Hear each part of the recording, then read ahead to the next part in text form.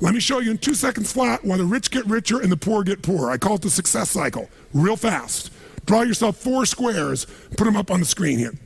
You'll see, as I do this, take a quick look, you'll notice you've got the word potential up in the left-hand square. Up in the right-hand square is the word action. Bottom right is the word results. Bottom left is the word belief, or another word for that would be a sense of certainty. Potential, action, belief, results, and notice there's arrows in a clockwise fashion where they just keep feeding each other over and over and over again.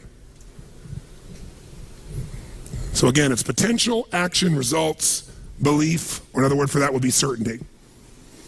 Now, did you ever notice how rich people tend to get richer and poor people to get poorer? And I don't just mean rich in financial terms. I mean people that are rich emotionally. Do you ever notice how happy people tend to get happier?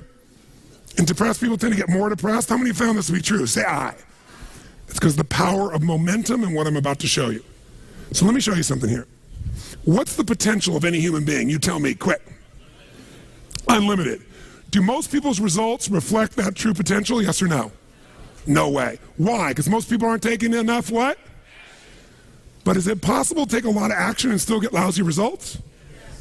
What if you got a salesman that works for you and they walk out and they knock on 100 doors and they say, you wouldn't want to buy anything from me, would you? Or they don't say that verbally, but they say it non-verbally. Is that going to affect their results, yes or no? So it's not enough even to take enough action, because when we believe it's not going to work or we're uncertain, does that affect how much of our potential we tap, yes or no?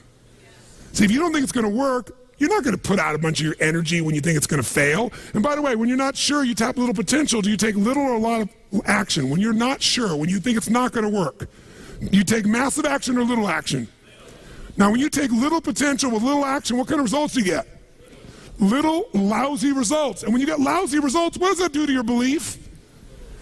You go, see, I told you it wasn't going to work. Told you it was a waste of time. And then, by the way, when you have less belief, how much more potential do you take? More or less? If it's possible, you tap less potential, more or less action. Less. And what happens to your results? They get even what? And now they got worse results. What does that do to your belief? And by the way, now you see the current economy.